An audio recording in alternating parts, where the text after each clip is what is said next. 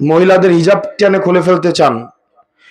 আমাদের মা বোনরা যখন বিভিন্ন বাড়িতে নির্বাচনী প্রচারণা করতে যায় আর আপনারা তাদেরকে ভার্বালি অ্যাসল্ট করেন, নির্যাতন করার চেষ্টা করেন, তাদেরকে হয়রানি করেন, আমরা কিছু করা লাগবে না। আপনারা জালিমের ভূমিকা অবতীর্ণ হচ্ছেন, যাদেরকে মজলুম বানাচ্ছেন।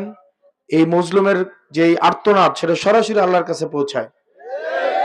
আপনার পরিণতি আপনি নিজেই খুব তাড়াতাড়ি ভোগ করবেন ইনশাআল্লাহ। জাফরগঞ্জে গুন্ডামি করবেন আপনি, আপনার কলিজা কত বড় হইছে। আপনি আমার মায়ের অপমান করবেন, আপনার সাহস কত বড়।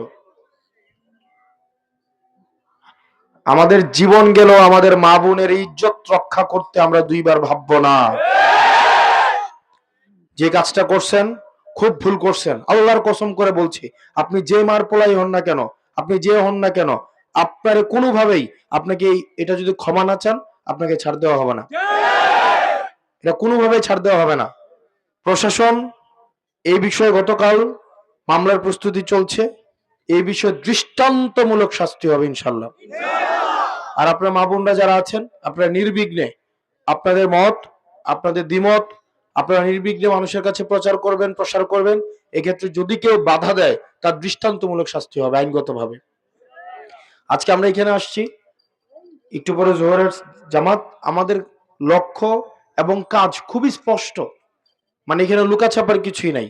এখন এই সময় আসে ভোটের আছে আর 6 দিন। এখন আমাদের কাজ করতে হবে। আমাদের কাজ করার সময়। প্রার্থীর কাছে কিন্তু ভোট নাই, আছে?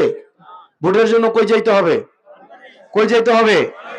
এই যে মানুষগুলো আমাদের কাছে এসে টাকা পয়সা দিয়ে যেতেছে, কি উদ্দেশ্যে দিয়ে যেতেছে? এদেরকে একজনকে আমি চিনি। এইখান থেকে চলে যাওয়ার পরে ঘুরে আসলে আমি ওনাদেরকে চিনব না। ওনাদের স্বার্থটা কি? ওনাদের স্বার্থ হচ্ছে যে, বাবারে টাকা দিলাম, রাজনীতি করো।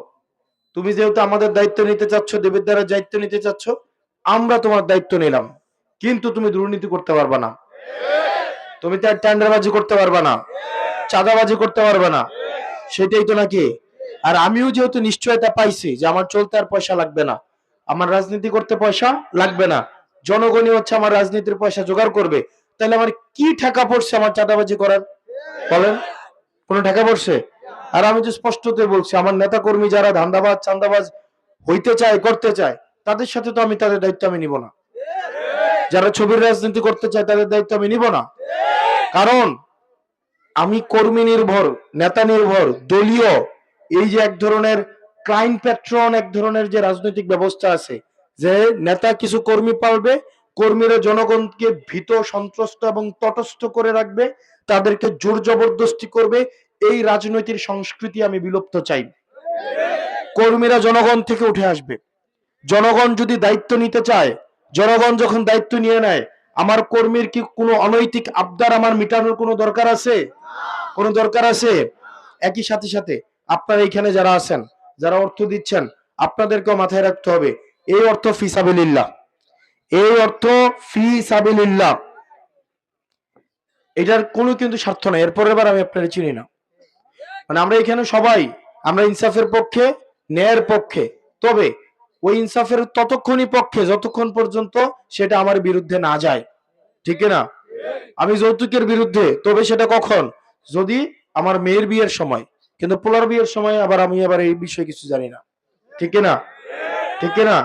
এরকম আমি চাই রাস্তাটা বড় হোক, কিন্তু এটা আমার জায়গার উপর দিয়ে যেন না যায়, ঠিক না? ঠিক না? এরকমই তো আমাদের কাছে কি ইনসাফ মানে এটা, যে আমি চাই রাস্তাটাও মোড়া হোক একটু, তুমি এটা আমার বাড়ির কাছে না, এটা পাশের বাড়ির বারেকের বাড়ির ভিত্তিতে লয়ে যাও, ঠিক না? আমি চাই কারেন্টের ফাল্লা হোক, কিন্তু সেটা আমার জমিতে না, এটা পাশের বাড়ির সগুর মিয়ার ফুতের জায়গায় বসুক, নাকি? নাকি?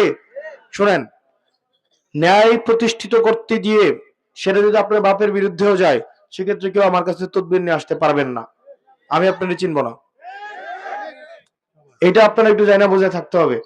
আপনারা যে কেউ টাকা পয়সা দিচ্ছেন, যদি এই নিয়ত থাকে যে এটা রেফারেন্স পরে দিয়ে আমার কাছ থেকে কোনো ধরনের সুবিধা নেবেন, এটা আপনারা ভুল ভাবতেছেন। আমি আমার বাপের হয়তো চিনব না। তো সেই জায়গা থেকে আপনারা যদি আমাকে এই আশ্বাসটা দেন, তুমি যে কোনো সিদ্ধান্ত নাও, আমার কাছে একমাত্র মাইনা চলবে ন্যায়, ইনসাফ, যেটা লিগ্যাল, যেটা নৈতিক, এটা হচ্ছে আমার কাছে প্রথম এবং প্রধান নির্ণায়ক, ঠিক না? এখন আমার বাপেও যদি অপরাধ করে, সেক্ষেত্রে এই স্ট্যান্ডার্ডে যদি উনি কট খেয়ে যায়, তাহলে কট খেয়ে যাবে। সুতরাং কেউ অবৈধ তদবির, আমি কতটা ঠিক থাকবো, কতটা ভালো কাজ করব না করব, এটা কিন্তু নির্ভর করবে আপনাদের উপরে। আমি চাই মেধা এবং দক্ষতা যোগ্যতার ভিত্তিতে চাকরি হোক, কিন্তু আমার মায়ের বিষয় হইলে আবার আলাদা, ঠিক না? আলাদা না? এডমিট কার্ডটা একটু ধরাই দেব, একটু চেষ্টা করেন না। আমি তো আপনার ভোটটা করছি, আমি তো আপনার পিছনে ঘুরছি, তা আমার মায়ের চাকরিটা যদি আপনি না দেন, এটাও হবে না? আপনারা তো এটা বলেন। গতকাল একজন ওনার স্কুলে, কুমিল্লা জেলা স্কুল, ওনার ছেলেকে ভর্তি করানোর জন্য আমাকে বারবার বলতেছে। তো আমি বললাম ভাই, তো লটারির মধ্য দিয়ে হয়েছে। তো বলতেছে আপনার কি ভোট লাগতো না? চিন্তা করেন তো, আমাদেরকে অনৈতিক কারা বানায়। তা আপনি যখন, উনি যখন বলে ওনার ছেলেটাকে যখন আমি ভর্তি করাবো এই অন্যায় ভাবে, আরেকটা ছেলের হক মারাই তো ভর্তি করাইতে হবে কিনা? আরেকটা ছেলের হক মারবো না? আরেক ছেলের হক মারা জায়েজ, কিন্তু নিজের ছেলের ক্ষেত্রে আবার ঠিক আছে, এটা হবে না। সবার জন্য এক রকম আইন হবে, নিয়ম হবে, ঠিক না? আপনারা আমাকে সমর্থন দিবেন তো? এগুলা জাইন না কিন্তু সমর্থন দিতেছেন। এই যে আমি বলি যে আমি মাদক মুক্ত করব, দুর্নীতিবাজদেরকে নিয়ন্ত্রণ করব, চাঁদাবাজ মুক্ত করব। চাঁদাবাজ, দুর্নীতিবাজ, মাদকাসক্ত এরা কি সমাজের অংশ কিনা? সে হয়তো আপনার ভাই, না হয় আপনার বন্ধু, না হয় আপনার স্বাস্থ্য ভাই, না হয় আপনার ভাতিজা, ঠিক কিনা? ঠিক কিনা? আর এই দুষ্ট মানুষগুলা, তাদেরও একটা পলিসি আছে, তাদের পলিসিটা খুব সুন্দর। এই নির্বাচন আসার পরে এটা আমি বুঝছি। এই দুষ্ট মানুষগুলা 3-4টা ভাই থাকে, একটারে দিয়ে রাখে বিএনপিতে, একটারে দিয়ে রাখে জামাতে, একটারে দিয়ে রাখে এনসিপিতে। এবং বিএনপির সময় দেখা যায় বিএনপির ভাইটা সব ডিল করে, বাকিগুলো একটু সাইলেন্ট পিছনে থাকে। জামাতের সময় দেখা যাবে জামাতেরটা ডিল করে সবকিছু হাত বোতল হবে, আর বাকি দুইজন কি থাকবে, একটু পিছনে থাকবে। এনসিপির ক্ষেত্রেও সেম, ঠিক না? আমাদের না, আমি সেটা বলতেছি না, না না, বলতেছি এটার প্যাটার্নটা, মানে ওদের চরিত্রের প্যাটার্নটা। এরা কিন্তু কোনো আদর্শের রাজনীতি করে না, এরা হচ্ছে ওই ধান্দাটারে হুদা হাত বদল করে।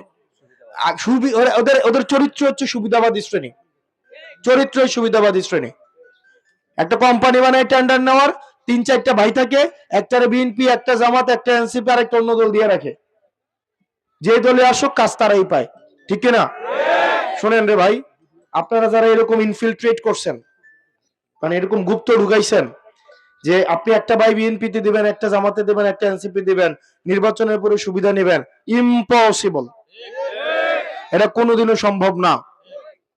আপনি যেই হন না কেন, আপনি কোনোভাবে আমার নির্বাচন করবেন বলে, আমার নির্বাচন করছেন বলে, আমার ভোট সংগ্রহ হেল্প করছেন বলে আপনি একটা অনৈতিক সুবিধা পাবেন, এটা হবে না। এটা মাথায় একটু ঢুকাই নেন, এটা একটু ঢুকাই নেন। আমি জানি যারা মদ বেচে তারাও চায় তাদের সন্তানটা দুধ বেচে একটা সোসাইটিতে থাকুক, চাই কিনা?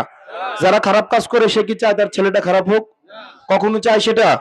যে সিনজি থেকে সাদাবাজি করে সেও চায় তার ছেলেটা পড়াশোনা করে শিক্ষিত হোক, এবং এই কাজটা যেন না করা লাগে, ঠিক না? আমি আপনাদেরকে বলবো, আপনারাও বুঝেন আপনাদের কাজটা খারাপ, আপনারাও বুঝেন এই কাজটা উচিত না। হয়তো আপনারা এখন এতদিন পর্যন্ত পরিবেশ পান নাই, আমি আপনাদেরকে কথা দিচ্ছি, আপনারা ভালো হয়ে যান, আমরা আপনাদের কর্মসংস্থান করবো ইনশাল্লাহ।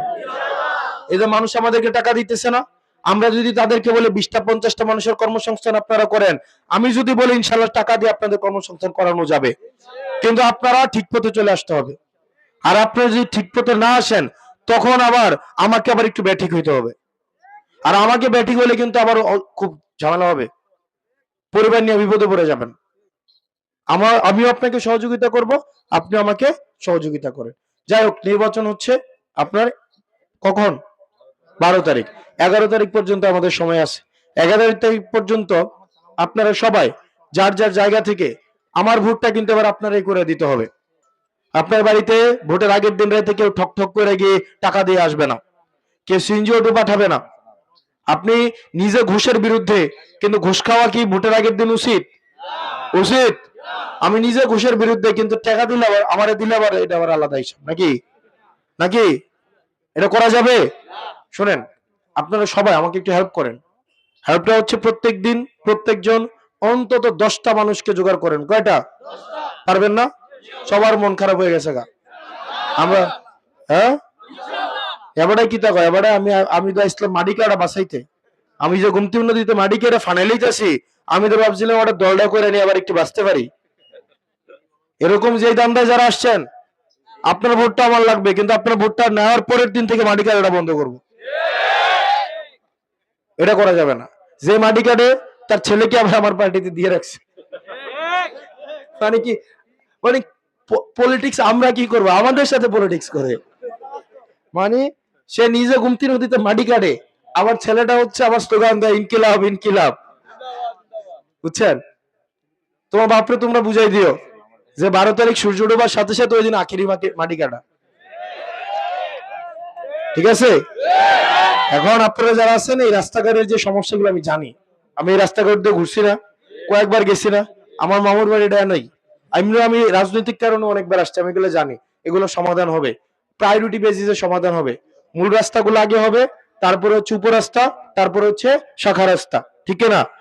এমন হবে না যে চেয়ারম্যানের বাড়ির পুকুরের ঘাটলাটা পর্যন্ত ফাঁকা হয়ে যাবো গা, আর এদিক দিয়ে মেইন রোডটা পুরাটাই ভাঙা, এরকম হবে না। একদম প্রায়োরিটি বেসিসে হবে। মনে থাকবে, আপনি আমার রাজনীতি করেন বলে আপনার বাড়ির রাস্তাটা আগে হবে, ব্যাপারটা এমন না। যে আমার বিরোধী দলেও যদি রাজনীতি করে থাকে, কিন্তু ওই রাস্তাটা যদি সবচেয়ে বেশি গুরুত্বপূর্ণ হয়ে থাকে, ওই রাস্তাটা যদি বেশি মানুষ চলাফেরা করে, ওই রাস্তাটা আগে হবে। ঠিক কিনা? আমরা আপনাদেরকে নিয়ে বসবো, বসে যে রাস্তাগুলো গুরুত্বপূর্ণ সেগুলোকে আগে আমরা করব। আর আপনারা যারা আছেন, আপনারা আমাকে একটু হেল্প করেন। ভোটের আগের দিন আমি অন্য কিছু বলবো না, আমাকে একটু হেল্প করেন। নিজে দুইটা সার্ভিস দিবেন আমাকে, একটা হচ্ছে লিপ সার্ভিস আর একটা হচ্ছে লেগ সার্ভিস। লেগ সার্ভিস হাঁটবেন ডেলি 2-4 ঘন্টা করে, আর মুখে একটু কথা বলবেন, পারবেন না?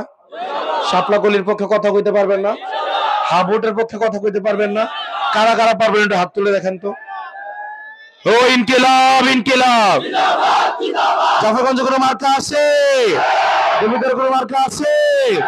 ও সেই মার্কা, হাতের তালে মুখে বলে যে হলো না, আরো জোরে জিতবে কারা? সংসদে এবার যাবে, সরকারে এবার যাবে, মা বলে, বুড়ে বলে, খালা খালো সবাই বলে, হাতের তালে জিতবে আবার শাপলা কলে। সংসদে সরকারে যাবে কারা? শিশুদের, যুবদের, তোমার আমার কুমিল্লার জিতবে কারা? এবার যাবে সংসদে, জুড়ে হলো এবার যাবে ইনকিলাব ইনকিলাব। আসসালামু আলাইকুম ওয়া রাহমাতুল্লাহি ওয়া বারাকাতুহু। আমাদের কর্ম আল্লাহ কবুল করে নিক। আপনারা আমাদের জন্য দোয়া করবেন, আমাদের পরিশ্রম আল্লাহ কবুল করে নিক। আল্লাহ যেন আমাদের